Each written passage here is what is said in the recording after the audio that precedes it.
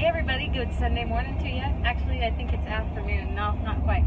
Anyway, I just wanted to share something with you that I learned about, 6 years ago, and I've never really shared it with anybody beyond my immediate family, and maybe one or two of my really close friends, but this is amazing. You know, Hebrews 12:4 says that whom the Lord loves, he chastises. As a father, the son who he loves, he scourges.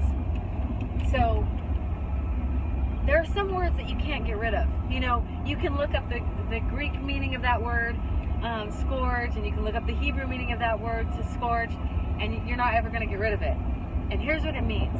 The real meaning of that word is to beat with a cat of nine tails, okay? It means, you know, the thing that Jesus built, and he drove out the people in the temple who were buying and selling. That's what it is. It's a scourge. It's a whip. The same thing that he was whipped with, you know, at Pilate's in the Praetorium. That's what scourging is.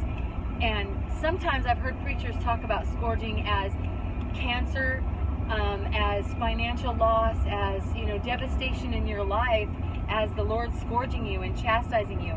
And there's just no way to get around that verse. Excuse me, my hair's in my face.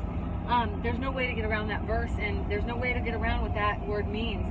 So about all those years ago, about 6 years ago, I guess, I was asking God about that, and I said, Lord, I need to know the truth of this. I'm going to serve you either way, but I have to know the truth about this.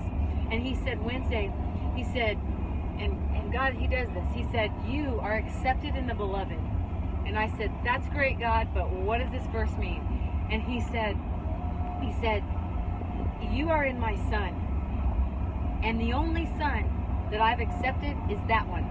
Because Hebrews 12:4 says that to be accepted, you have to be scourged.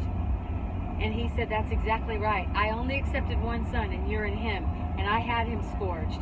Remember? So if you're a Christian, if you're watching this, then you are in the Son of God, and you have been scourged because he was scourged for you.